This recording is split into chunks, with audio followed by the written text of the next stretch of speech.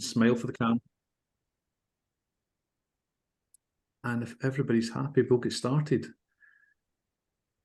So, thank you all for coming. As we were just saying there, originally we'd asked Laurie to come about a year ago, and unfortunately she couldn't make it for one reason or another, and Laurie will explain why. But I'm delighted that Laurie's here just now, looking fabulous, and has got a fantastic presentation and topic for us, something that we can all learn something from. She's going to be talking about ADHD and hypnosis and how she works those two things together. But Laurie, it's great to see you. Thank you. Thank you for coming and agreeing to do this when we twisted your arm slightly. How are you? And, you know, what's been happening? Thank you, Andy. I am so delighted to be here.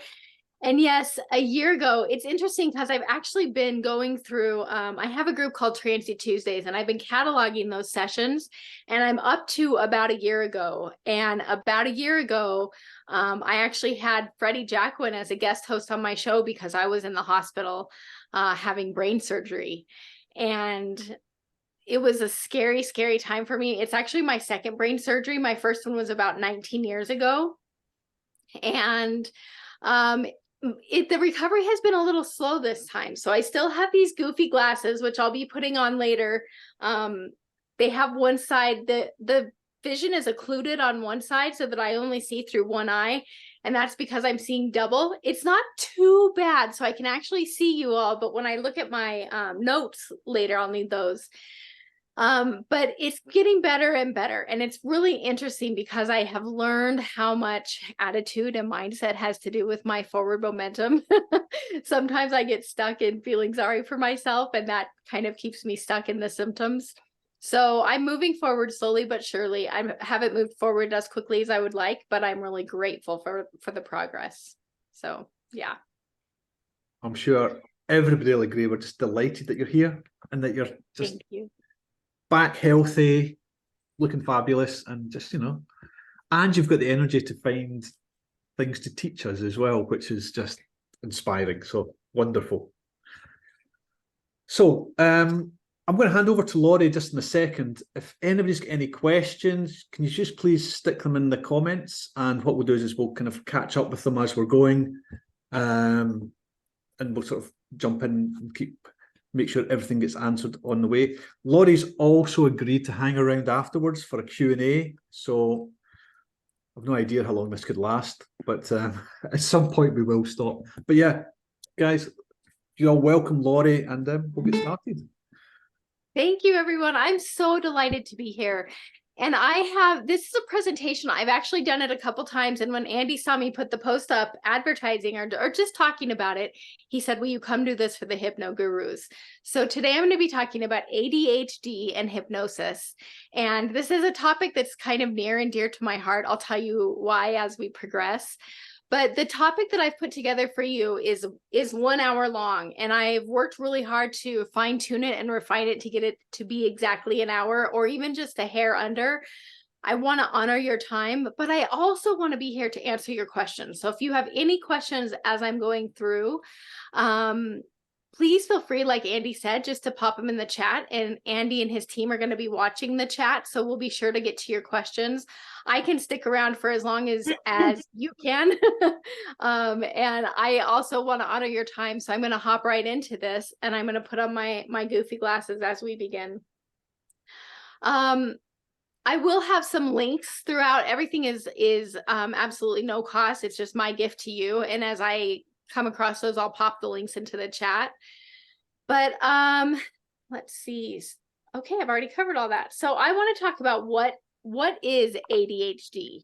And I'm going to read this next bit, but I think it's the most succinct, clear way that I can explain.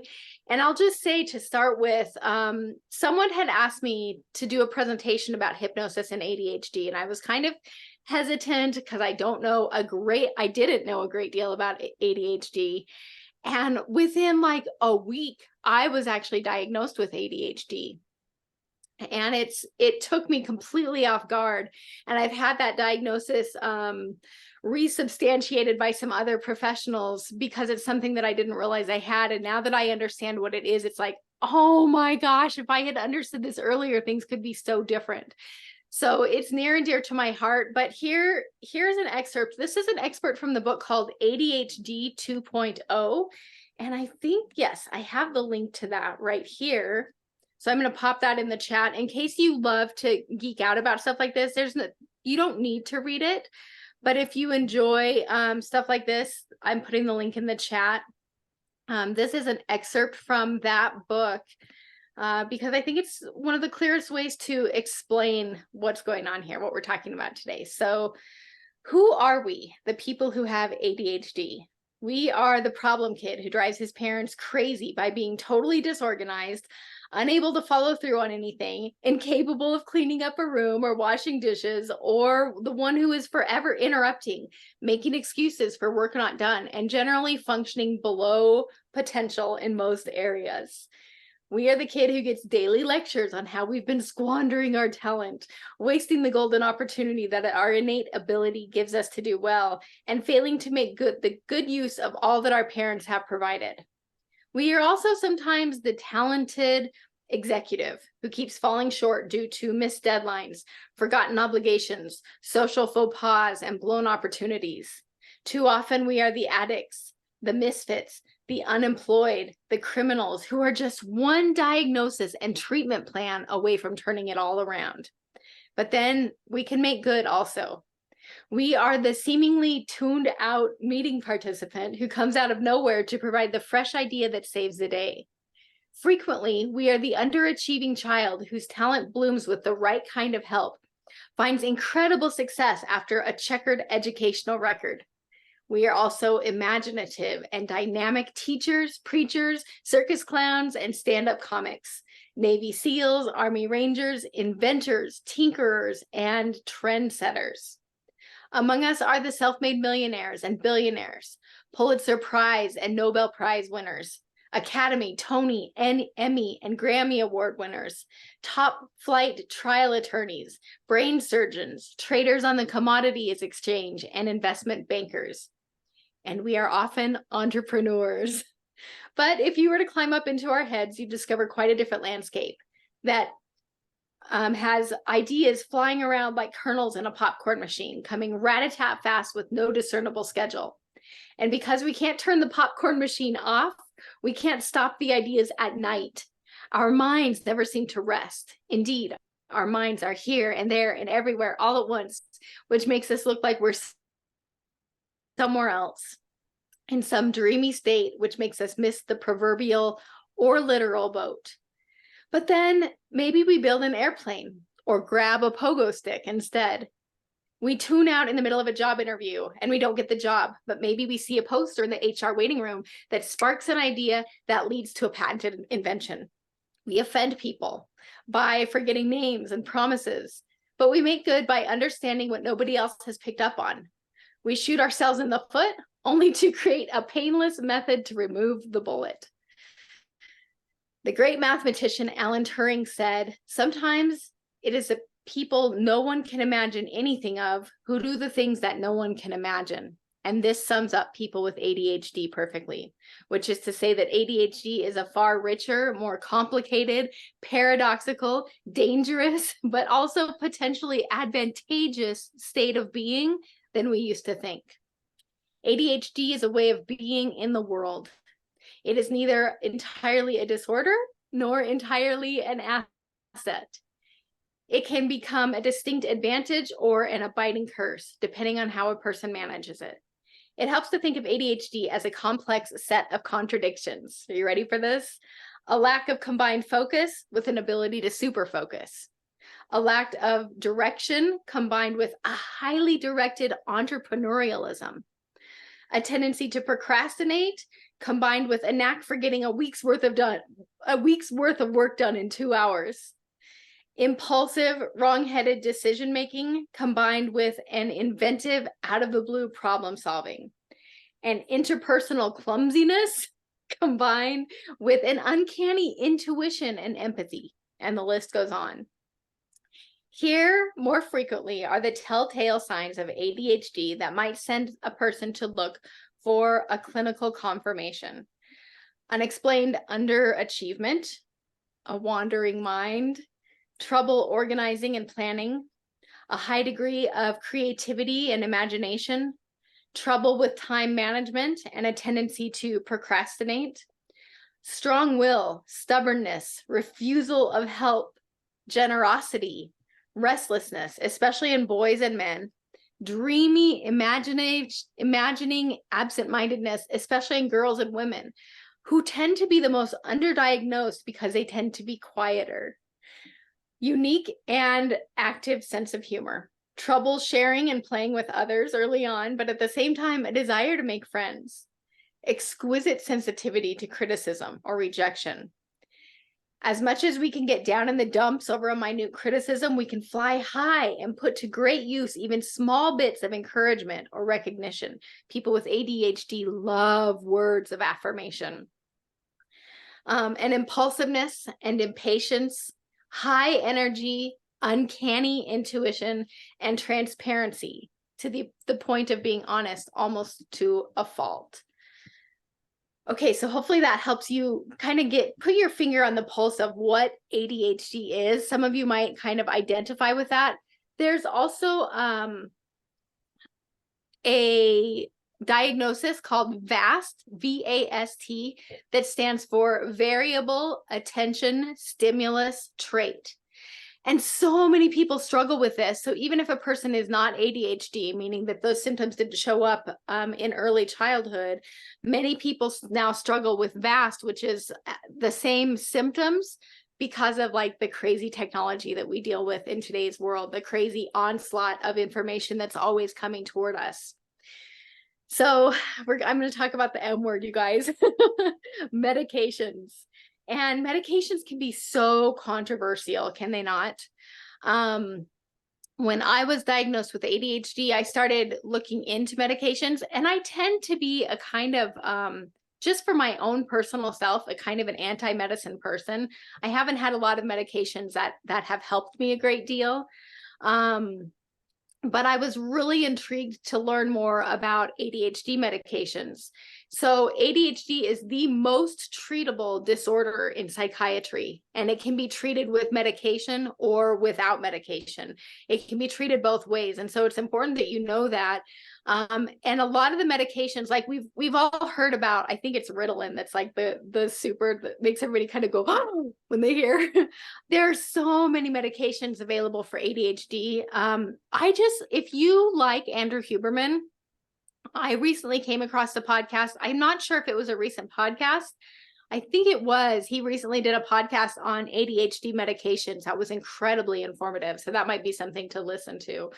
But I'm going to give you tools for working with people with ADHD without medication, but I just want you to know that this is one of those places where it might be useful to look into medications as well. So we're going to talk about ADHD as a superpower. Often, for all the struggles with ADHD, people who struggle with ADHD are often at ease, where others are anxious. They're relaxed, not knowing where they are or what direction we're headed in. I'm going to click a button here real quick. Okay. People with ADHD are lovers in the sense that they tend to have unbridled optimism. We've never met a deal we didn't like, an opportunity we didn't want to pursue, a chance we didn't want to take. We get carried away. We see limitless possibilities where others see just the limits. People with ADHD feel an abiding need, an omnipresent itch to create something. It's within us all the time, this unnamed appetite. The need creates and captivates us, and it plants us in the present when we create, when the creative act transfixes us. So people with ADHD tend to dream when they're wide awake, always creating, always searching for some mud pie to turn into pumpkin apple chiffon. Their imagination fuels their curiosity to find out what that noise was, or what's under that rock, or why the petri dish looks different from how we left it.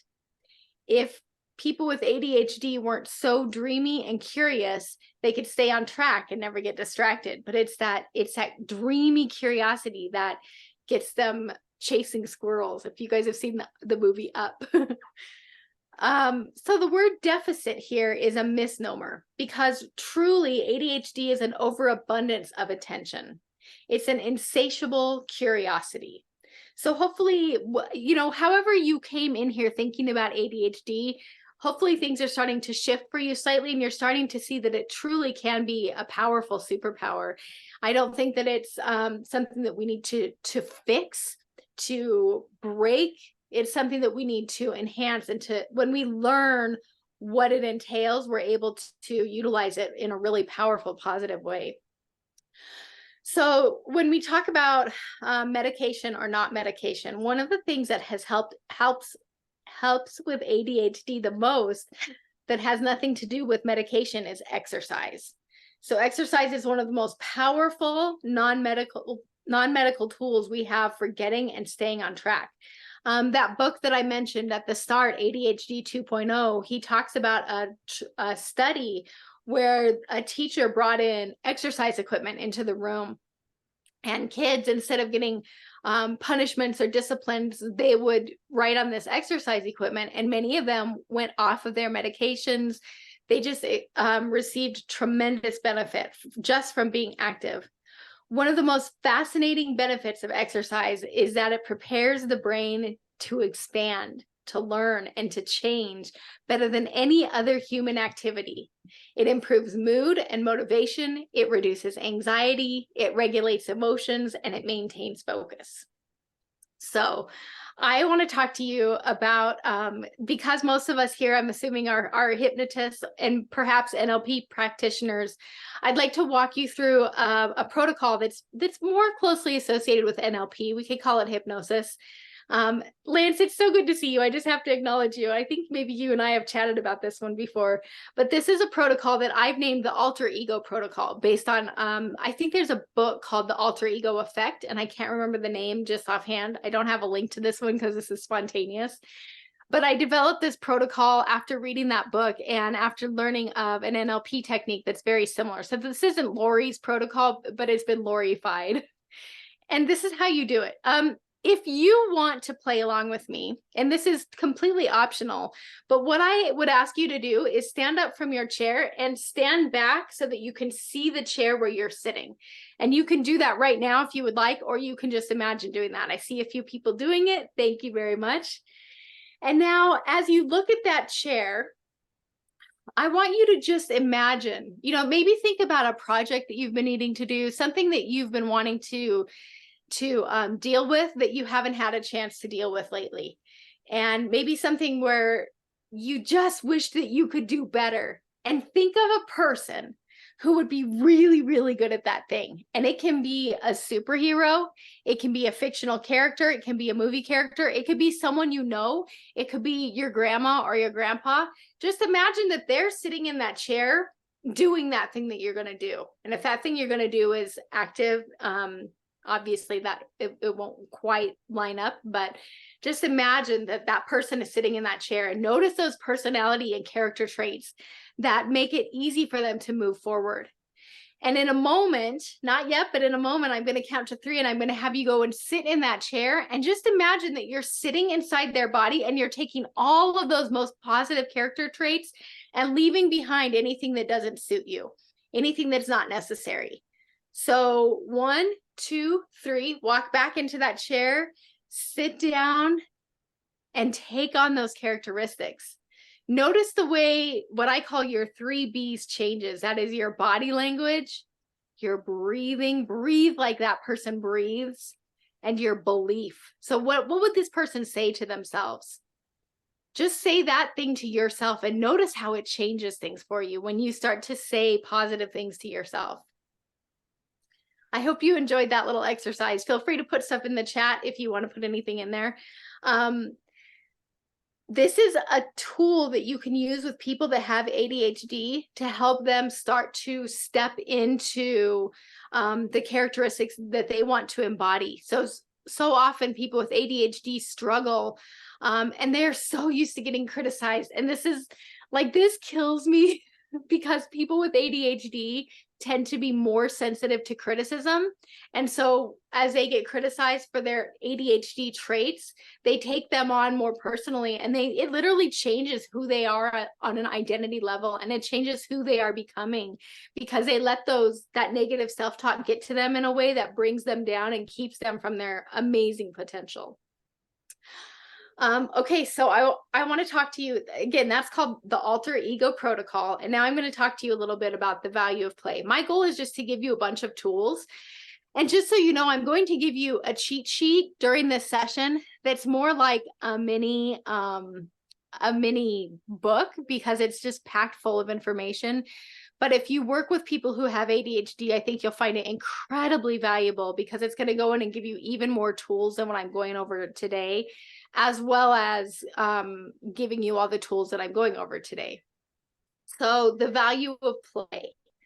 It's critical that you build time for unstructured and uninhibited play into an ADHD child's daily schedule. And I honestly believe that it's critical for adults too. So we might play differently than kids, but so often that imagination gets like beat out of us, not beat out of us, but we get ingrained into like holding still and being refined and acting like an adult, when it would be so beneficial for us to go back to that childlike playfulness. So utilizing playfulness can be really, really beneficial for people who struggle with ADHD. Okay, so we're going to talk now about hypnosis for people with ADHD. And I will be walking you through a really short protocol at the end of this session. It's just a short little hypnosis protocol, because I've learned that hypnotists love to be hypnotized. So I'm going to give you a little taste of hypnosis at the end of this, and it's going to be a protocol that I developed specifically for people who struggle with ADHD. I'm pretty sure this protocol is in your cheat sheet. If it's not and you want it, just email me and I'll send it to you. Or I can even give it to Andy so he has it, but I'll see if it's on the cheat sheet first. So we're going to talk about hypnosis for people with ADHD. There are 3 things, this might surprise you, that make it easier to hypnotize someone with ADHD than someone without ADHD. And the person who asked me to do this session, originally, they were nervous about hypnotizing someone with ADHD because we think, oh, they can't focus, they can't hold still. But people with ADHD are actually more hypnotizable because they're natural daydreamers. They spend more time in the theta brainwave state, which is the brainwave state of hypnosis, and they're more open to new experiences. So people with ADHD are highly hypnotizable. We just have to be okay with them fidgeting. And the induction that I put on today's hypnosis session actually involves fidgeting. It utilizes fidgeting, and it allows a person with ADHD to fidget the entire time if they want to. If you don't have ADHD and you just want to relax and go into that hypnotic state, fidgeting is not a requirement. And so 2 reasons ADHD kids are easier to hypnotize is because they accept suggestions more easily, and they have an even better imagination. Not only, we already know kids have a better imagination than adults, depending on the kid. But ADHD kids are like superpower imaginers. And here's a couple ways hypnosis can help. And there's so many ways hypnosis can help. If you can think of it, hypnosis can probably help it. But it can help with self-esteem. So often people with ADHD really struggle with self-esteem stuff. And it can help future pace. So future pacing is one of my favorite things in hypnosis. And I learned this from my teacher, Mike Mandel, which is you give a person a tool, and you can especially give them that tool during hypnosis. And then you say, okay, here's where you're going to plug it in. And here's where you're going to plug it in. And here's where you're going to plug it in. So when they get to those moments in time, they remember, oh yeah, I'm going to use that tool. Oh yeah, I'm going to use that tool. Have you ever like me, been in a hypnosis session and given someone an amazing tool and they're like, yes, this is awesome. And then you maybe see them again the next week and they haven't used it once. They've completely forgotten to use it. That's where future pacing is so brilliant, because it's mentally rehearsing using that tool the next time they need it. And so when they mentally rehearse, when this happens, then I'm going to do this. It's mentally rehearsing success, and it skyrockets the odds of them actually doing it instead of just sitting in your chair, then walking away unchanged, because nothing is more frustrating than that, right? Okay. I hope this is okay. I hope we're doing well. Remember, if you have any questions, if I know I'm going kind of fast, I want to cover everything. If you have any questions or comments, feel free to put them in the chat, and Andy and the team are watching the chat. So here's some ideas for hypnotizing people with ADHD. One thing you can do if a person you know they have ADHD is to spend shorter periods of time in hypnosis. So let's say you have a 1-hour session, you might do 3, 5, or 10-minute sessions instead of 1 30-minute session. And you'll get the same results. In fact, you'll get even better results because you're fractionating, which means you're putting them in a trance, taking them back out, putting them in, taking them back out. And so they get amazing results. And so that's one thing to think about with people with ADHD. Number 2 is to allow fidgeting. Let them be, twitchy and strange and do their thing that people with ADHD tend to do. This is actually the reason I was diagnosed. I was seeing a therapist, you guys, who came very highly recommended, who has done a lot of studying in NLP. So to me, he wasn't like your average therapist. And it was after my brain surgery when I was just really struggling. And he noticed that I was always fidgeting. And I didn't even know that I always fidget, but I was always fidgeting. And so he asked me the questions. He gave me the criteria, gave me the test for ADHD. And I didn't know that's what he was doing. He's like, you're off the charts. So allow fidgeting. Give them more physical time. Let them stand up. Let them move around. They might even look like they're distracted and not paying attention to you, but there's a really good chance that they are. And the cool thing with hypnosis is most of the time, we're not actually talking to that person's conscious mind anyway. So if they're zoned out and they're off in space and they're distracted, you're still talking to their unconscious mind, and that amazing stuff is still going in. Appeal to interests and beliefs. So if they like beaches, you can have them imagine they're on a beach. And this is something that's useful for anyone that comes to sit in our chair. If they like motorbikes, you can do a hypnotic protocol that involves a motorbike. Hypnosis doesn't just mean trance. And I know you know this, but the very fact that they have low self-esteem proves they can be hypnotized, because somebody else has been saying things to them that have been going in like hypnotic suggestions. And the reason they struggle with that low self-esteem is because they've been hypnotized to think that they suck. And we can go in and we can teach them that they are more powerful and more awesome. They have this superpower that is ADHD. So we can give them positive suggestions like increasing their self-esteem, lowering depression, and reducing anxiety. And then my next note just says in bolded print, importance of intention. And this is true in any hypnosis session that you'll ever approach. And I think this is so stinking important, you guys. If you don't remember anything else that I teach you in this session, I would love it if you remember this. And that is when you're in that session, you might forget to say this thing that you were going to say. You might stumble over your words when you're doing the hypnosis protocol. You might completely screw up in any number of ways. But when you have this intention piece in place, it changes everything. And the reason is that we're always having 2 conversations. So if you have a client in your chair, you're having one conversation with your mouth, and you're having another conversation with your unconscious minds. Your unconscious minds are in a conversation. And so before you ever start that session, and you guys, I will do this, I will stand back and I'll look. I don't do private sessions anymore, but when I did them over Zoom. And so I would stand back and look at my computer, look at where I was going to be standing as I did that session, and I would imagine myself as a wizard. Sometimes I would push up my sleeves when I walk in and adjust my wizard's hat as I walked in. And I imagine this beautiful loop going between me and the screen. It's almost like an infinity signal that's like, I love you. I want what's best for you. I see you. I recognize you.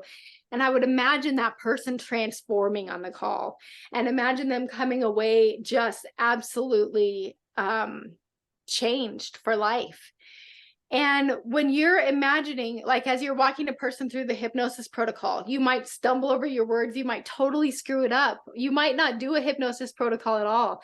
But if you're imagining them calling you in a week and their voice sounds happy and they're saying, oh my gosh, I haven't had a single cigarette. I haven't even craved a cigarette. Or, you know, whatever it is that you're helping them with, you imagine it's past the point where they struggled and they're free. Something comes across in that conversation on an unconscious level that provides more of a change than anything cool we do with our conscious mind. All right, I'm moving on. So I want to give you a tool. And this is literally called a tool. It's from the book Tools by Phil Stutz and Barry Michaels. I think I have, let me see if I have a link to this book. I do. So I'm going to put this in the chat. And these aren't affiliate links or anything. So if you find your own link, that is just fine.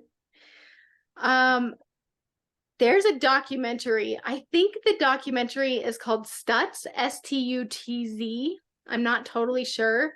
And it's with Joe. Yes. Okay. It's such a good documentary, you guys. I've talked to a few people who don't like it, so don't get your hopes up too much. But I freaking loved it. And I immediately went and bought the book. And the book is called Tools. And I saw that he's just come out with a new book, which I will be obtaining very soon.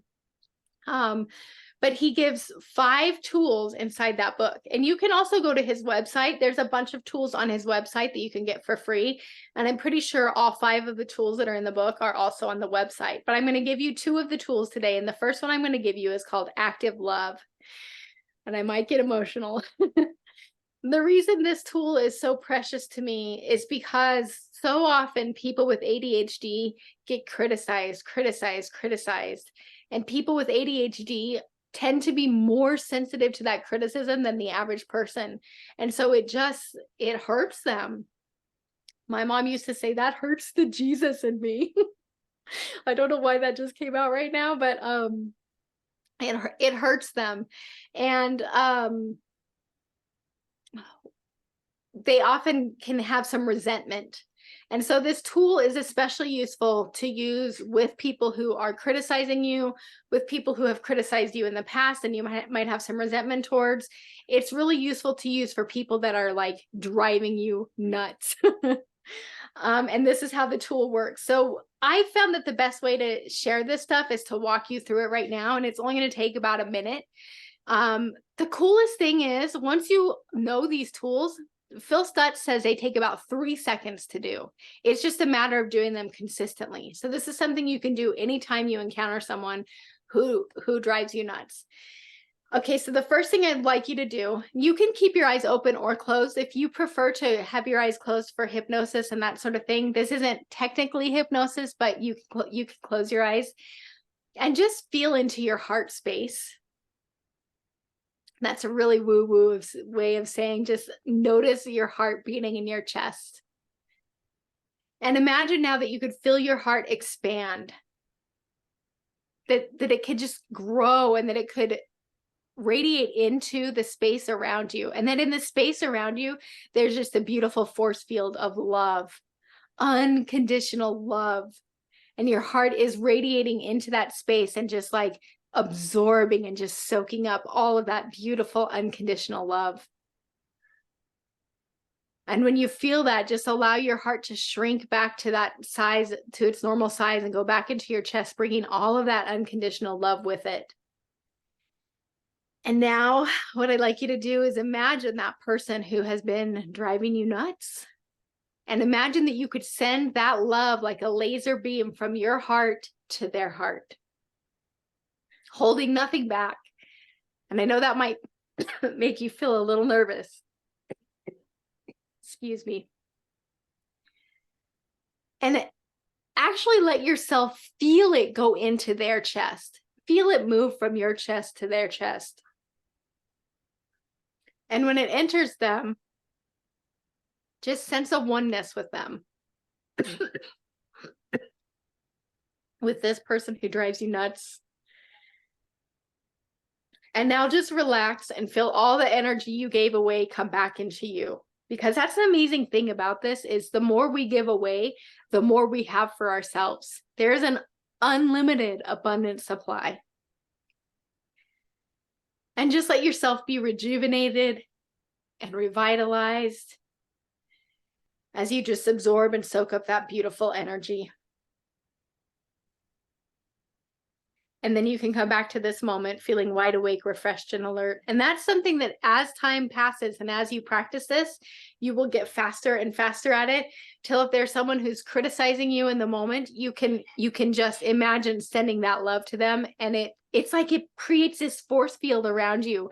And those words that were meant to harm don't harm. It's like they just fall to the floor. And this is a tool we can give our clients, and especially our clients with ADHD, to help them be resilient against that criticism. Okay. Self-esteem. I'm going to get a quick drink of water. I'm going to walk away for 1 second. I'll be right back.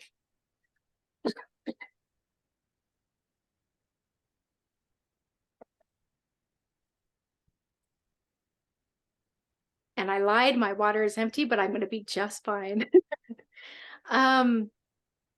So again, once more, people with ADHD often struggle with self-esteem, and the root is criticism, because people with ADHD tend to be more sensitive to that criticism, and they tend to get more criticism. So research shows that love changes everything. This is actually a proven fact, that as we teach them how to love others and teach them how to inhabit that love, and if at all possible, if it's a child, teach their parents and the grown-ups around them to love that child in a really enriched way. It makes all the difference in the world just to expose that child to love. So the active love protocol works even if you don't have someone to love, even if you need to send that love to a person who usually drives you nuts, it works just as well. There's a story in the book that demonstrates this so beautifully. And one of the authors, I believe it's Barry Michaels, talks about growing up with ADHD, and he couldn't read very well, and he especially couldn't read out loud very well. And this was when the teacher was going around and telling each kid to read out loud. And when it was his turn to read out loud, she would come sit next to him and put her arm around him. And it's like those kids, when they looked at this stuttering kid, like fumbling over his words, they saw the teacher there with her arm around him, and nobody made fun of that kid. And it was like this protective barrier for him that kept him safe from the criticism. And I would imagine, he didn't say this in the book, but I would imagine that would protect him in future instances when he was reading out loud and knew that people might be critical, to just imagine that teacher right there with him with her arm around him. That could be a hypnotic protocol, right? There's another story in the book that I want to bring up, just because when I give you the cheat sheet at the end, it will help everything tie together. The author talks about going to China, I think it was China, and giving a presentation in front of a bunch of people who spoke a different language, and he had an interpreter there, and he had no idea what kind of relationship these people had with the idea of ADHD. He knew it was very, very hard, if not impossible, to get ADHD medications. And he gave this presentation. He was nervous, and he's watching all the faces to see how it's landing, and he realized it was really landing. And at the end, one woman came up in particular, and she had a son named Samuel. And she shared that Samuel really, like, he meets every single piece of criteria for having ADHD. He just really, really struggled. And this guy's heart just went out to this mom. She spoke good enough English that they could continue to have conversations. and he mentored her, and he helped her help Samuel with no medications, because she didn't have access to them. And one of the first things he did is he said, go in and tell tell Samuel's teachers to stop hitting him when he does this stuff that he's not supposed to do, because this is a school system where kids were hit for discipline. And start just cultivating an attitude of openness and understanding and kindness. And it began to change everything for him. And he gave him a list of physical exercises and activities that Samuel could do, that he did every day, that started to change. These activities literally change the way your brain is balanced in the body. And it's so interesting for me, because as I have been dealing with my lingering symptoms from my brain surgery, one of the biggest ones is balance issues. I have some major balance issues, and I notice that as I work on those balance issues and I'm in physical therapy doing things to help the balance issues, it shifts everything. It's really powerful. So I'm just going to throw a few out there. These are all inside your cheat sheet as well, but one is to stand on one foot with your eyes closed. One is to balance on a wobble board. That's something that I do in physical therapy. Martial arts, jumping rope, time in instead of time out. So if a kid is being naughty, quote naughty, if you can send them to do some kind of a physical activity, even if it's like run up and down the stairs, to do some kind of a physical activity instead of having them sit still, especially ADHD kids, you guys, don't make them sit still. Give them time in. And then yoga, aerobics, strength training, juggling. And then I want to talk about one in particular. I know Diana knows this one, and I would imagine many of you also know this one, but physical touch is so valuable for people with ADHD. And if you're a person who has ADHD, or if you have a client who has ADHD, maybe they're an adult and they don't get that physical touch, or even sometimes our kids don't get the physical touch they need. Not our kids, of course, but kids. Havening is a beautiful way to help people with that. So I'm going to take off my glasses. This is going to be really rudimentary. I am not a havenologist. So somebody who specializes in havening might help you with this more. But just do this with me if you would. Notice right now how, let's just say how anxious or any negative emotion that you might feel right now, notice how intensely you feel it on a scale of 1 to 10. And just give it a number. And then if you would just do this with me. See, I start to feel this just right away.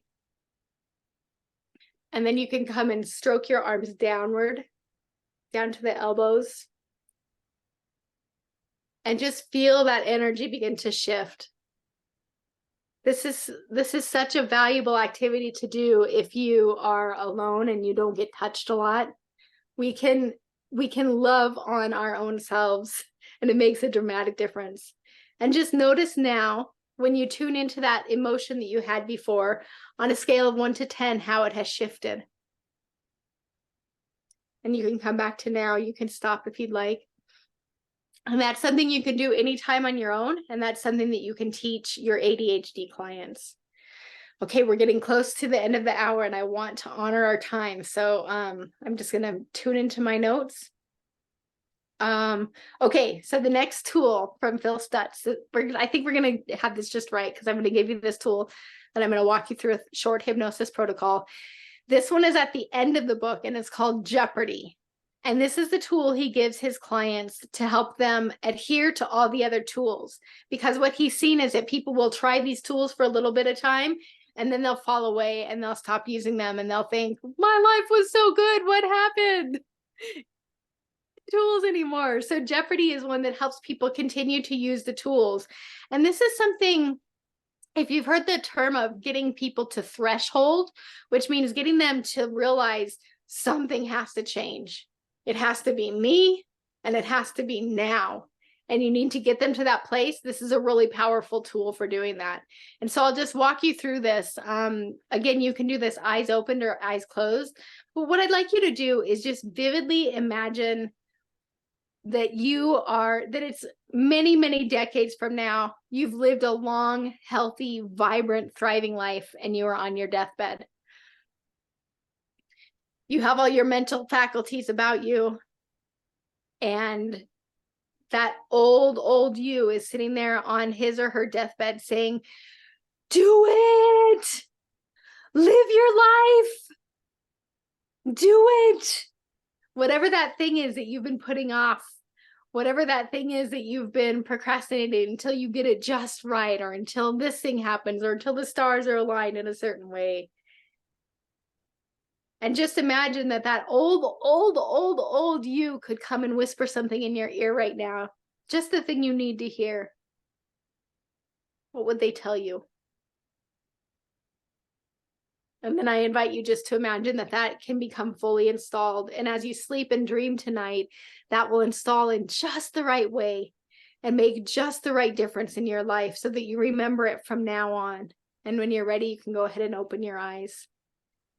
And you can probably tell this is a tool that once you've practiced it many times, you can get to the point where it takes about 3 seconds to do this tool.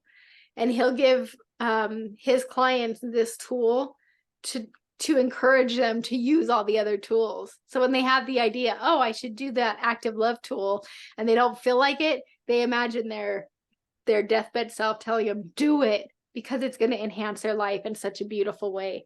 So this is something we can also share with our ADHD clients. Okay. The last thing my notes say before I go into the hypnosis protocol is that ADHD, when it's been studied, it was actually a prehistoric advantage. And the person who I read this from said that he thinks one of the reasons so many people have ADHD now is because it's actually a legacy from our ancestors that gave us a natural strength as we were working our way to where we are today. So I think when we can help people with ADHD realize that this can be a superpower, it can be hard. I'm not going to lie, like it can be really hard, but it can also be a beautiful superpower that everything changes. So this is a short hypnosis protocol. It's only about 5 minutes long. And the reason is because I think it's really valuable when working with people with ADHD to keep their hypnosis protocol short. It's better to do a couple or even a few short sessions during the session than it is to do one long, boring one. So I mentioned that we're going to be fidgeting as we start this. So I actually have my grandbaby's little toy brush right here. If you would just find something you can fit in your hand, it can be a pen, it can be your cell phone. You don't have to fit it in your hand, but if you could just hold it in your hand. And what I'd like you to do is start to move, and I know you've all done this before, move that object back and forth. And when you get to the middle, cross over the middle of your body a little bit as you're passing it to the other hand, and then swing your arm out to one side. Back and forth. Back and forth. You're doing well. And as you experience the ease and automaticity and pleasure of moving this object back and forth, you can notice the pleasant sensations happening in mind and body. And you can continue this motion throughout the hypnosis session, or at any time, you can relax your hands down into your lap. So a person with ADHD can continue that motion the whole way through. It's entirely up to you. And as you continue to notice my voice, you might pay close attention to my words, or you might zone out and pay attention to something else entirely. And that's okay too, because the part of you that's ready to make these changes today is always listening and monitoring everything that's going on around you. And I wonder if you realize that you are surrounded by infinite love. Love is all around you in this space you're in. So now you can imagine that your awareness expands into the space around your body so that you begin to permeate this space of radiant, infinite love. That's right. Growing, expanding, absorbing, radiant, infinite love. And as you continue to soak up this love, you notice a pleasing sensation inside that tells you, this love is always available to me. It's as if your heart has expanded to take in all the ways that this love is renewable and always here available to you. And now you can feel your heart moving back into that place in your chest, back to its normal size, holding inside of it all of the infinite love you just took in. Feel the pleasant sensation of all this love concentrated inside your chest. And now I invite you just to think of a person who has wronged you. Maybe they've been too critical or didn't understand you. And I want you just to imagine setting that love from your chest like a little beam, holding nothing back, knowing that will all come back to you, and send it to them, knowing that this act of love heals you. So you can feel this healing love radiating through your mind and body. And as you notice the love entering the other person, don't just watch, feel it enter. Sense of oneness with that person. Then relax and feel all the energy you gave away return to you. Maybe even stronger and more loving and resilient than before. Aware of the self-love that springs up as you forgive others and as you love others. This active love creates outflow, and outflow is the force that accepts everything as it is. Outflow dissolves the sense of unfairness so that you can give without reservation for your sake. This is for your sake. You are worthy. You are loved. You are love. You are loving. So you can have more peace. So you can experience love more deeply and more permanently. As you repeat this exercise, sometimes in the space of a breath, you begin to realize that you are healing yourself and becoming unstoppable. That's right. So now, as you begin to notice sensations in the body, the way your right hand feels different from your left hand, the way your right foot feels different from your left foot, you can begin to notice the temperature of the air on your skin and everything about this moment. And I'm going to count from 1 to 5 so that on the number 5, your eyes can be open if they're closed and you can come fully back to this moment, keeping all this love with you from now on. Because 1 can always come back to this moment, feeling 3 times better than before, feeling wide awake and revitalized with eyes open on 5. Welcome back. And that is Mike Mandel's outduction, not mine. I'm going to grab you the cheat sheet real quick because I want to make sure you leave with this. And again, this one it's lengthy, but it's succinct, if that makes sense. Okay, so that's in the chat. Oh, that just went to one person. Let me make sure it's going to go to everyone. Everyone in meeting. There we go. That just went to Dolane. I see you, Dolane. I don't see you, but I'm glad you're here. All right, Andy, I am finished. That's my presentation. So I'm very happy to take questions and talk about anything that's left to talk about. Okay, I was just copying that link for everybody else. Great, guys. Laurie, that was fantastic. Apart from that, I was just learning more about ADHD and just some of the symptoms and what's going on there is just a real eye-opener. Guys, over to you. Who's got any questions or anything you want to ask Laurie? We've got for a bit more time. Anybody got anything? If they can just stick their hand up and I'll try and find you. Yeah, this is always the hardest part, the being quiet part. Or unmute your mic and just, if you've got a question, then we'll allow Zoom to find you as well.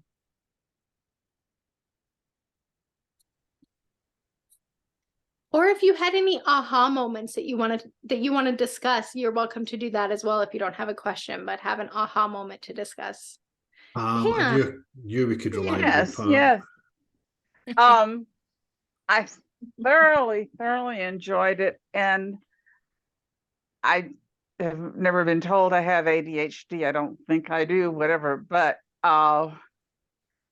you alluded to how the world is today, and I think these exercises, I'm going to be able to use them with so many different clients in so many different situations, because everybody is getting distracted and aggravated and kind of having a functional ADHD, even if not a biological one, you know?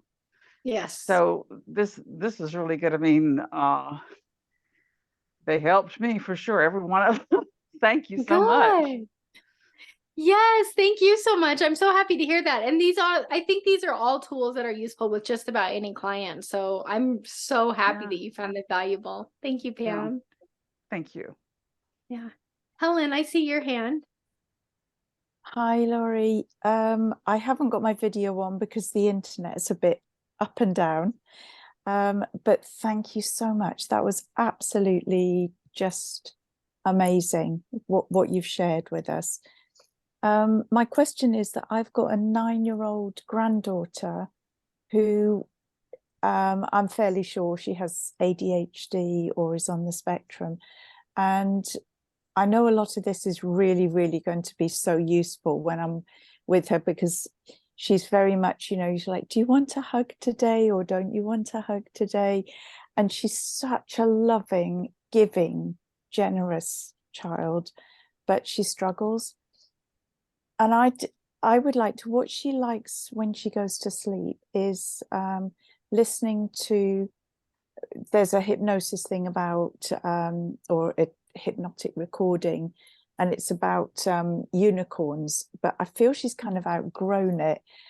And I just wondered if you've got any tips of what and how would you use, like the solfeggio music, you know, that you pick a Hertz band. First of all, she's so lucky to have you, and just the fact that you're giving her love and acceptance through whatever she's dealing with is that will make a difference for her for life. And I think for audios, whatever she loves is what's best. So if she enjoys, I don't know how to pronounce this, solfeggio. Solfeggio, it's just there about the bands, the different bands, wavelengths. If she enjoys that and it helps her sleep, I think that's great. Since she's 9 now, I have found just YouTube to be an incredible resource. And you should be able to even type in hypnosis, like sleep hypnosis for adolescents. That might be too old for her. She's not, I always consider adolescents to be like 12-ish. But just do some searches through YouTube and maybe give her 3 or 4 to play around with and see what she likes. She's so lucky to have you giving her that, because that's going to help her sleep better for sure. Would it be counterproductive if I recorded something for her, or would that help or not? If you have good rapport with her, I think that would be beautiful. Okay. And just put in there things that she's interested in, things, whatever you think she would love, and let your intention interweave any of the things that you think might need to be, for lack of a better way of putting it, fixed about her. Like, don't necessarily put the things that need to be fixed about her into the audio, but just make it be a beautiful time of feeling good. And just imagine her, you know, a year from now, 5 years from now, just looking back at that as a really beautiful time and realizing that it transformed her life. Thank you so much. That's perfect. Thank you. Yeah. You're amazing. I wish you health and wellness. Thank you so much. So are you. Paul, I see your hand. Hi, Laurie. Yeah, thank you very much indeed for being so lovely and authentic and warm. It's been a real pleasure to just be with you and listen. Thank you very much. The reason I'm asking the question is I've been approached by somebody who has an ADHD diagnosis, and needs some support or coaching with regard to procrastination. I really don't know where to start, if I'm being very honest, because I just don't know what to do. Yeah. Any tips, ideas, thoughts? Yeah. So, and this can, so listen up everyone here, because I think this can help whatever client is coming in to see you. What I've found, Paul, is that when I'm not sure what to do, and I've definitely had those sessions where I'm not really sure what to do, one of the most valuable things that you can ask them, and this is something I learned from my teacher, Mike Mandel, is to say, if you were to fast forward 1 year from now, and you're a year in the future, and you look back and you realize that something we did today just radically changed your life, and things are so different now, what do you want that to look like? And so he or she might start talking about how, well, when I have something to do, I just do it right away. And they'll start describing things that are the opposite of procrastination. If they say, I won't procrastinate, I encourage you to stop them and say, well, what will you do in that place of procrastination? And one of the things that I have done is, involves a little bit of NLP, is to say, when that procrastination is a thing of the past, what beautiful thing will be there in its place? And this physically in their mind wipes out the procrastination. And what I would say, Paul, is, like, it doesn't matter what hypnosis protocol you do. It doesn't matter. The thing that's going to matter the most is you just, as they're describing what life will be like in a year when that procrastination is a thing of the past, just vividly imagine them having that. And your brilliant unconscious mind is going to show you exactly what to do. And you're going to have ideas that you never would have thought of. And you're going to get to the end of that session just like amazed at how well it went. Is that helpful? It's helpful, and I'm inspired. Thank you very much. Oh, good. You're so welcome. Lance, I see you. Hello, hello. Can you hear me? Yes. Oh my goodness. Amazing. A round of applause. We'll have some sound effects here now.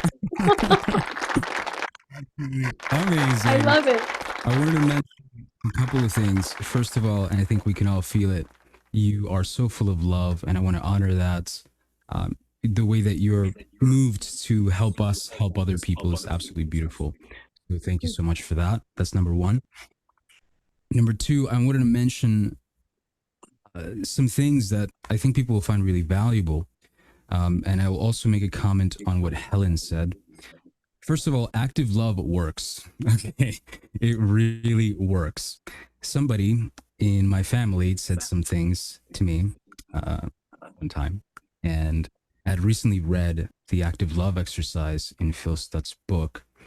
I felt misunderstood. I felt really hurt. One of my highest values is love, and this person basically implied that I don't know what love is, which is ridiculous. And I remember this exercise, and let me tell you, it was immediate. I had one tear running down my face because of the hurt, and instantaneously, I felt so much compassion. I felt so much her pain, the reason why she said the things she said. And I could put myself in her shoes, and immediately all the anger that I felt disappeared. So please use it. If you don't use it, it won't work for you. But if you put it into action and you teach your clients to do this exercise, I promise you it'll bring huge, huge returns. So thank you for sharing that, Lori. That's number one. Number two, I found it really interesting how you mentioned people that have been diagnosed with ADHD are more effective hypnotic subjects, because I have two friends I've done hypnosis for, and they say they have ADHD, and they've been the absolute best. And they're like, I go in so quickly. I'm like, well, that's interesting. So that That's explains awesome. that. And Helen, you were asking about frequencies. There's an amazing mentor and also Lori's, Chase Hughes. And I learned something from him really, really powerful about the use of frequencies. Most of us probably heard about binaural beats, which is sending two different frequencies in each channel, left and right channel in your headphones. And the difference in those frequencies is something like 6.9 hertz, which is a theta wave. And then through entrainment, the brain matches that frequency. Well, there's something else that you can use that does not require the complicated setup of different frequencies in individual channels, and that's called isochronic frequencies.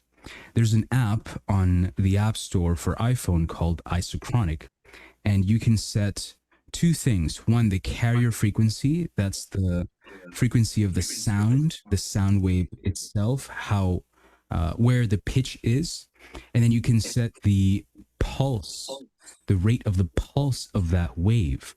So if you set the pulse to 6.9 hertz, which is what's been proven to be the most effective frequency for inducing trance really rapidly, and then you set the carrier frequency, one that matches either the average of your voice, of your vocal range, or the average of the soundtrack that's playing behind the hypnosis, that could be really, really helpful. There is a website that also gives you different tracks, and you can customize the isochronic frequencies. And I don't know what that is by heart, but if you're interested, you can contact Lori. I'll send it to her and she can forward it to you. I hope that is helpful. But yeah, absolutely amazing. Thank you so much for doing this, Lori. I'm really happy to be here. Thank you. Wonderful. Thank you, Lance. It's good to see you. Diana, I see you, my friend. Thank you. And thank you, Lance. I can't believe the serendipity sometimes, because in the last few days, I've been trying to listen to more audios that have the binaural beats, and there are very few of them compared to all the other audios I have. So I'm going to try that. And thank you, Lori. You're always just so incredibly frigging amazing and brilliant. You just blow me away every time.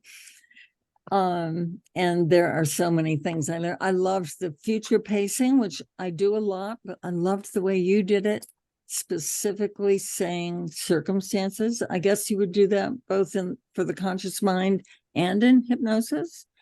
I would, yeah. Specifics. I love that. And I'm definitely going to start doing it. And the other thing, I found out I had ADD when I was in my 40s, and I remember saying to a boyfriend, "So do you think I have ADD?" And he went, "You think?" So, and I have on and off read about it and done some stuff about it, not enough. But one thing I wanted to add is, because you rarely see or hear about it, there is a type of ADD that does not include the fidgeting and the hyperactivity. It has all the other stuff. But actually, using me as an example, the calmer I get, the more scattered I am usually inside. The calmer I appear, not the calmer I get. And when I get almost deadly looking calm, that means there is total chaos going on inside. So in case anyone's wondering if they have ADD or if their client has ADD, it does not always include the outer stuff. Okay. I appreciate you saying that. And I also just want to say quickly that the term ADD people aren't using anymore, but it's still a thing. So when I say ADHD, it encompasses ADD and ADHD. So if you know a person who struggles with ADD, the tools that we talked about today will help. And that's something I should have mentioned at the beginning. So I'm happy that you said that, Diana, and that's so interesting. Well, and I think actually today ADHD does, it always includes both. They might not talk about it or specify it, but that is what it means now, is either or. Yes. Yes. Thank you. Anyway, thank you. Yes, thank you for being here. Sharon, I see your hand. Thank you so much. And I'm sorry not to be visible today. It's little internet problem, but I was asked if hypnosis can help someone with ADHD. This is a 19-year-old boy who also has depression. And I honestly was not sure of the answer, but now I'm kind of feeling from this teaching that it would help almost as a byproduct. There's a self-esteem issue. Also, thanks to Brian out there who offered to help. So that's my question. I love this question, and I wholeheartedly agree with what you're saying. Yes, I believe it will help. And I will tell you, the reason I became a hypnotist is because it obliterated lifelong depression for me. And so anything that hypnosis will help a regular person with, it will help an ADHD person with. I struggled with depression since my earliest childhood memories, and when I came to hypnosis, I had given up on helping my depression. I just had decided it was something I was just going to deal with, and I learned hypnosis to help with something completely different, and accidentally wiped out my depression. And I still have moments of depression, especially like with the neurological things that I've been dealing with. I have moments of depression, but I know how to pull myself out of them now. I don't have to stay stuck. I don't have to stay like marinating in it. So feel free to message me privately if you need any resources, but whatever resources you've used with other clients will work really well with your ADHD client as well. Thank you so much. Yes, thank you. Jennifer, I see your hand. Hi, Lori. Thank you so much for today. This was super inspiring, and it just brings me back to so many things, because I did practice as a school psychologist a couple decades ago, and I worked with a lot of kids with ADHD, and at the time was a really kind of bit rebellious. And one of the reasons I left the field, because people didn't want to hear about changing environment, and it was just only put them on medication. And fast forward, I ended up having a child a decade later who has ADHD. So got lots of practice there. But I'm curious, and this was so wonderful. I loved how you presented it in the positive attributes. And I actually want my teenage kid to like hear what you said, because it was really beautiful. And to hear it from somebody other than mom, I think would be really impactful. But I am curious from a hypnosis perspective, because I've worked with a lot of people either in spiritual hypnosis or regular clinical hypnosis who have ADHD, and they'll often ask when coming to sessions, should I take my medication that I normally take? And I guess over the years, one thing I'm realizing as you're talking is I haven't personally paid a lot of attention to differences of hypnosis sessions of when people are taking their medication versus not. Do you have any observations around that, or thoughts in terms of, what? Yeah. That's a really good question, and I don't feel qualified to answer it, so I'm going to answer it just like the Gospel of Lori Hammond. I'm the kind of person who really geeks out about researching. So what I would encourage them to do is do a little bit of research on the medication they're taking, because what I've discovered is it seems that a lot of medications that are very effective for ADHD work for a year or work for 2 years. And then it's kind of the law of diminishing returns. I don't know if this is true with all medications or with all people. So I would just encourage that person to spend a little bit of time to do some research into it, and decide what's best for them. And they could also, if they were in a safe environment where it was safe for them to try this, and they're doing it with their doctor's oversight, to experiment with weaning off of the medication. So I know some medications you have to wean off of. With ADHD, some of them you can just stop. But to try out having the medication and not having the medication, and notice what the differences are. Because even if the medication's not working anymore, there could be a placebo effect in place that is keeping that person doing well and thriving, just because they're like doing the act of popping a pill in their mouth every morning. So is that helpful? Yeah. I mean, have you noticed personally, well, maybe not for yourself, but just in general, if people have different experiences while experiencing hypnosis on or off medication? That's a great question. So I think that if it's a medication that they're used to being on and that they're on most every day, you can expect that medication to not interfere in any way. If it's a medication that they're taking, if somebody comes in on mushrooms or something into a hypnosis session, it's obviously going to be very different. But if it's a medication that they normally take, I think it's completely fine for them to be on that medication during the hypnosis session. I personally haven't noticed any difference.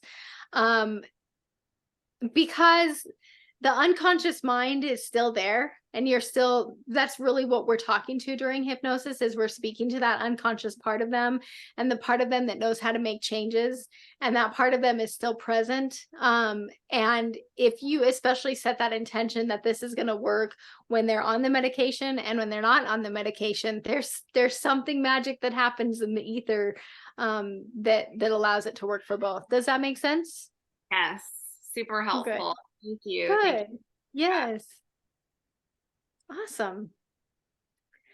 All right, Andy, I'll turn it back over to you. Okay, I'll get a couple of questions from the chat. Deanna was asking, is it possible to unlearn the fidgeting or to do something else with the fidgeting?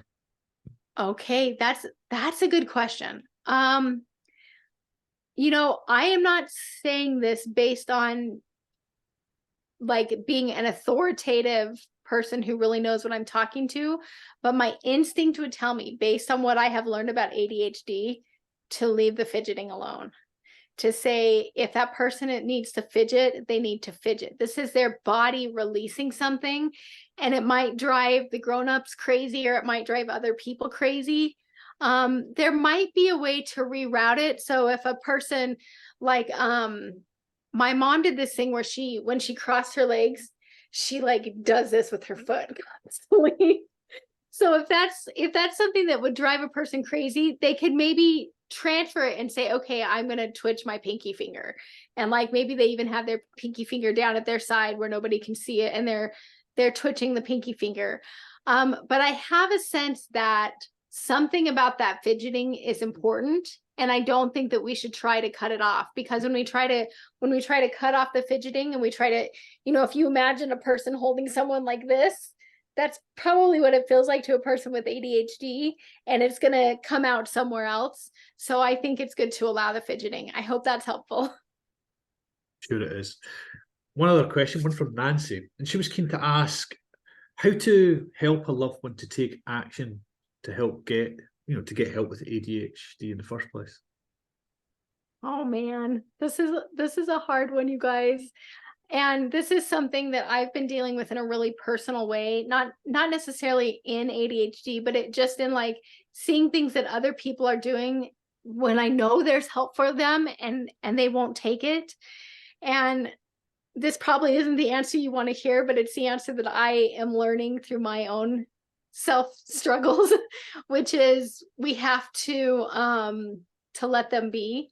We can send, this is a kind of a loaded word, we can send prayers or wishes or intentions for them to find the answer. But I think the more we interfere and the more we try to act like they need, like, it's almost like we're saying there's something broken in you and you can come get it fixed here. And the more we just see that person as complete and as whole and as perfect as they are in all their screwed upness, the more it makes space for them to then make that decision when it's right for them. But I personally, I know this isn't the answer you want to hear, but I personally haven't found a good way to get other people to do what we want them to do. We just have to be in charge of our own self and find ways to keep our peace and keep our happiness. And I know this can be hard, you guys, especially if it's someone really close to us. But the more we keep our peace and keep our happiness with ourselves, no matter what everybody else is doing out here, the better. So you can ask for, I think, isn't it? It almost goes back to that bit of threshold that you mentioned earlier. They need to want to do it for themselves as well, and the timing has to be right. That's the key. Just on that thread, so is there a way to find out, to get a diagnosis, or to at least get an inkling if yourself or somebody else has ADHD without going to see a doctor? Is there a... Yeah, so you can actually Google a test. You can Google a test for ADHD.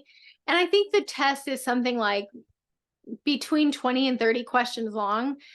There's a much more in-depth test that a person can take when they go in to see their doctor that's much more thorough, but that can at least give a person a good idea. It can be tricky because... So here's the trickiness that I have encountered. Usually ADHD is diagnosed in childhood because like I look back and I'm sure my dad had it, but my dad was born in 32 and there was no such thing as ADHD back then. But it's usually diagnosed in childhood now because a child is unruly and is distractible and is like not doing their schoolwork. And so for a person to be diagnosed in their 40s, as I was, is really uncommon. And generally speaking, the traits would have shown up in childhood. And so with girls, a lot of times ADHD can go undiagnosed because that girl sat still in class, but she was like way out here in her mind, or, you know, for whatever reason, she kept herself together during childhood class time, but in her mind she was ADHD. And I personally, when I look back, that fits me because I think I did homework like 6 times my entire before I graduated high school. It's a miracle that I graduated high school, but yeah, I'm getting off on a tangent, so I'll leave that there. Does that help, Andy? Yeah, I think it does. I think that's that first step for what to say. If you think you've got something, go and look it up. And then if you want to take it further, see a specialist. You know, it's we've never. And there is, if you read that book, ADHD 2.0, they talk about VAST, and that is that thing that is very similar to ADHD, but not necessarily diagnosable ADHD, but lots of the same symptoms. It can be helped in the same ways.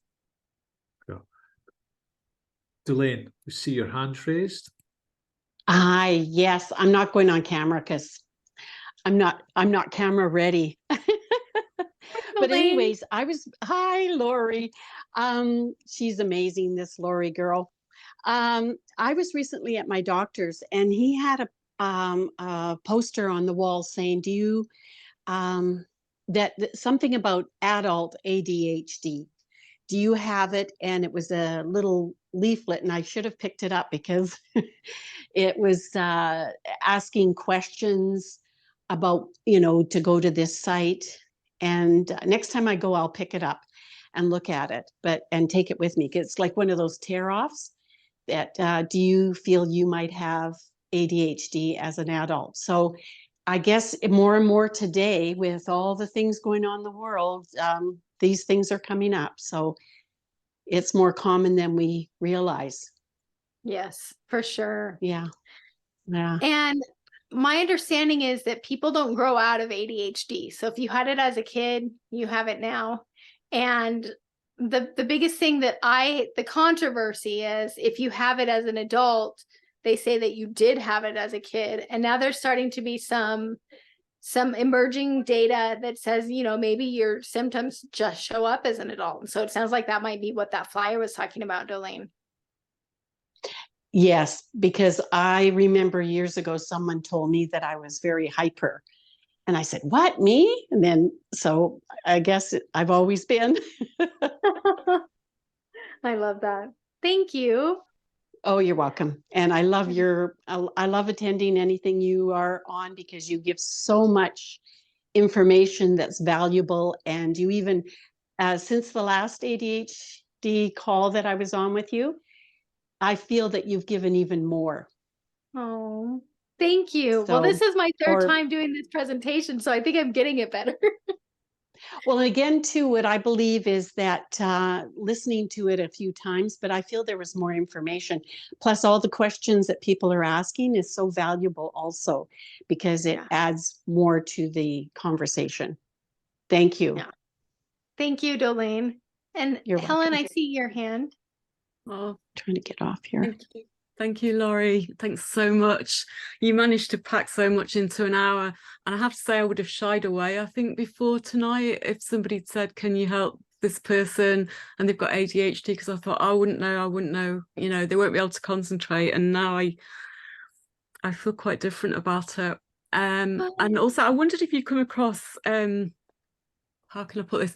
I've been looking into it quite a lot, reading about ADD and how it tends to look in adult women, because I just recognize, you know, nearly all of the traits that you've described in myself. But what I was told by a psychotherapist probably about 7 years ago was that I was a highly sensitive person, HSP, which I had never heard of before. But I don't know if you've come across that but there's such a huge crossover between HSP, ADD, and then, you know, post-traumatic stress in adults. And as an adult women, it's like, oh, where do I, you know, how do you unravel this one? Or maybe I just keep doing the havening and the techniques. I don't need to unravel it, you know? Yeah, I love that you brought this up. So I have heard the term highly sensitive person. I'm not super well versed in it and don't understand it really well. But you've brought up a really valuable point, and this is somewhat controversial what I'm about to say, and that is, I personally have not observed that the unraveling is necessary for the putting back together. Yeah.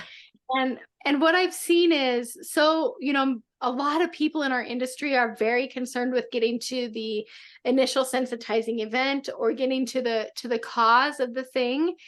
And I think that that can be useful if the client comes in and they know what it is and they're talking about that in the session.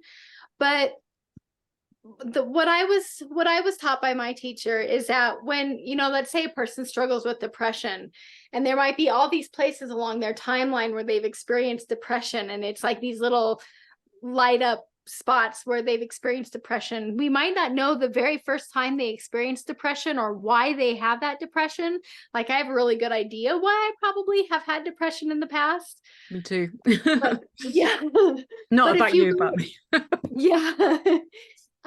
What my understanding is if you go into one spot where that person has experienced depression in the past, that it goes in and it radiates through their timeline, and it goes back to that initial sensitizing event. And as we start to heal, it starts to heal all those triggering times. And another thing I would say, Helen, is as far as looking for, you know, helping a person with this, it would go back to what I can't remember the gentleman's name off the top of my head. We talked about helping someone who procrastinates, and that is to just have that person vividly imagine, okay, a year from now, 5 years from now, when you look back, how do you want life to be different? Like, what do you want to experience? And when we take our eyes off of what's wrong, which can be really hard because what's wrong is like right here in our face, and we start to focus on what we want to have and what that beautiful future is, it's like all of a sudden we can start studying what it's like to have this, and start getting the tools to have this, and this just falls away by itself. But when we're trying to get here by studying this, it keeps us stuck. Yeah. Thanks so much, Laurie. You're so welcome. Thank you for being here. Gaynor, hello, how are you? I'm fine, thank you. Laurie, it's really interesting what you've said. Can I ask, with regards to ego states, now we both adore Mike Mandel, who's the god of hypnosis himself, which we all agree. But would you consider the ego state and working with the ego state to try and bring in that committee to help that person with ADHD? Yes, I love ego state work, and I kind of think it's all ego state work. So I mentioned at the very start of this time together, the 3 B's. And to me, this is what I took what I learned from Mike Mandel and Melissa Tiers and different people about ego states, and kind of like simplified it as much as I possibly could. And when we change our 3 B's, we change that ego state. So you can think of like a person who struggles with depression, or a person who struggles, and I know you know this, Gaynor, but I'll just say this really quickly for everyone else. But, you know, a person who struggles with being really hyper, being really active, as being different ego states. And each one of us has over 100 different of these ego states naturally. And we can think of them like kids in a classroom. So we each have at least 100 kids in our classroom, but only one can stand in the front of the classroom at a time. So when I'm feeling like this, and I'm just stressed, and I am like frustrated, and I'm annoyed, frustrated, stressed, annoyed, ego state kid is in the front of the classroom, and happy-go-lucky problem-solving kid is sitting down. And if I'm depressed or if I'm anxious or whatever it is, that's the kid who's standing at the front of the classroom. That's the kid who's running the show. And when we change our 3 Bs, it changes everything. So if a person is incredibly depressed, and this is why I became a hypnotist, you guys, if a person is depressed, like, you can tell they're depressed just by looking at their 3 Bs. You can see it in their body language. They're breathing the way a depressed person breathes. That 3rd B is belief. So it's body language, body language, breathing, belief. And I like to do them in that order. So a person who's depressed believes the world sucks. This is pointless. Life is so hard. I can't do this. Like they're saying something to themselves that goes along with the depressed kid. Each kid in the classroom has a different set of beliefs, has something that they say. And so when we change, if you've ever tried affirmations and they haven't worked for you, it's because you must change the first 2 Bs first. So tell me, if a person, and if you want to do this with me right now, you can. Imagine that there's a magic string that's pulling you up right from the middle of the top of your head. So it's lifting you up from here, and everything else is just kind of aligning underneath. Your bones are aligning. And then lift your chin slightly and look up. Imagine that you're looking up at the sky, and then stretch out your arms and smile. And as you're doing this, try to feel depressed. I double dare you to feel depressed while you're doing this, and notice that you cannot. And then you can come back to right now and relax. Generally speaking, a person who is depressed, their exhale is more pronounced than their inhale. So they're breathing out longer than they're breathing in. So when they start, Anders Huberman teaches a physiological sigh that goes, you do 1 or 2 of those, and it pulls you out of that depression. So Gaynor, I'm going off on a total tangent, but my answer is yes. I think ego state therapy is very, very valuable. I do think that people who struggle with ADHD tend to get an ego state stuck, like a kid stuck at the front of the classroom, who might not be the most useful kid. And a lot of times it's like low self-esteem kid, or I can't do anything right kid, or I don't listen to when my mom yells at me kid, or whatever it is. And so hypnosis can help with that. Is that helpful? Yeah, that's great. I mean, one of my sons was extremely hyper, and as an ex-fitness teacher, I worked his butt off. Good. But it worked. It was the exercise and sport, and he went into bodybuilding because it's what gave him his release. But the fidgeting thing is used to drive me nuts. Yes. That's awesome. But it is everything is manageable if you have the knowledge and the tools to do it. Yeah. And I think that's a lot of things that people aren't taught things like this in school. Even teachers who have these children in their classes, they're forever being put to the back of the class because they're seen as disruptive. Ants in the pants is the proverbial term, but they can't help it. Yeah. Thank you, Laurie. Tonight has been absolutely brilliant. So thank you very much. Really appreciate it. Thank you. All right. Anything else? I think we've filled them up, Laurie. I think you've answered everything and more that they're all astounded by now. You will never have another question again. It's done. Guys, is anything else for Laurie, or is that us tonight, do you think?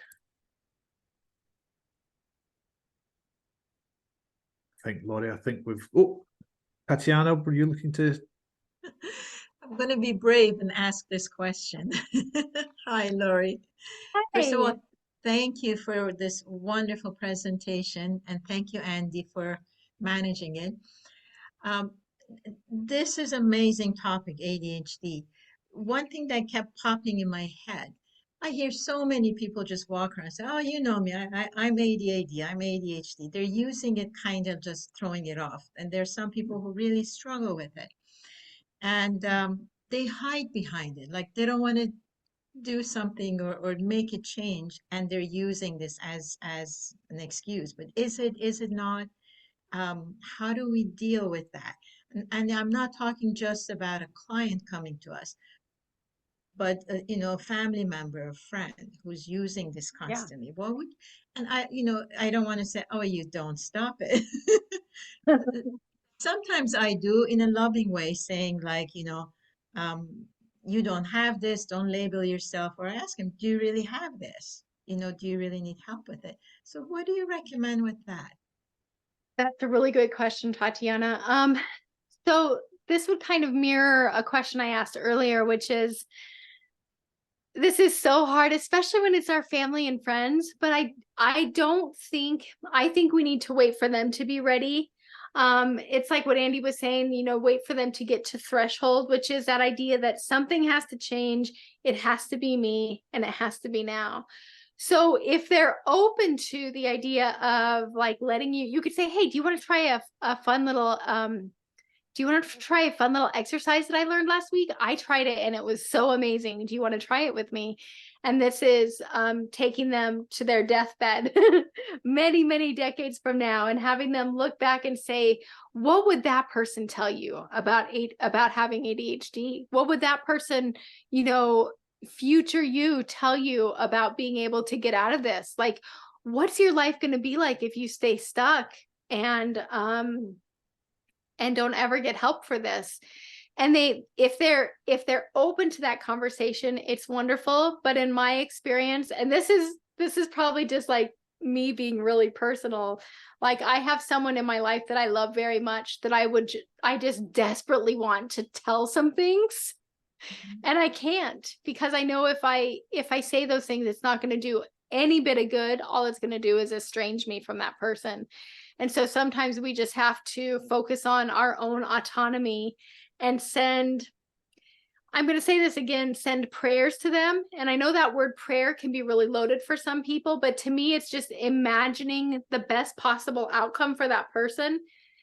Remember, we're always having two conversations. We're having a conscious mind conversation and an unconscious mind conversation. And when we're imagining them fixed, when we're imagining them on the other side of that problem, their unconscious mind is picking up on something. And even if we can't say anything, at the very least, it's giving us hope and it's helping us not feel so stinking discouraged in their presence. Is that helpful, Tatiana? Oh, very helpful. Thank you so much. You're Thank so you. welcome. I appreciate it. Thank you. All right. Okay. Any more, or do we let Laurie off for good behaviour and let her go? Okay, guys, can I ask you all just to unmute yourselves a second and just give Laurie a huge round of applause and share all your love with her and just thank her for just being bloody marvellous. Laurie, thanks again. Thank you. Thank you, Laurie. You're amazing. You are Thank amazing. you. Thank you so much. Yes. Thank you. Thank you for all the information you've given us over the years. I love this. This is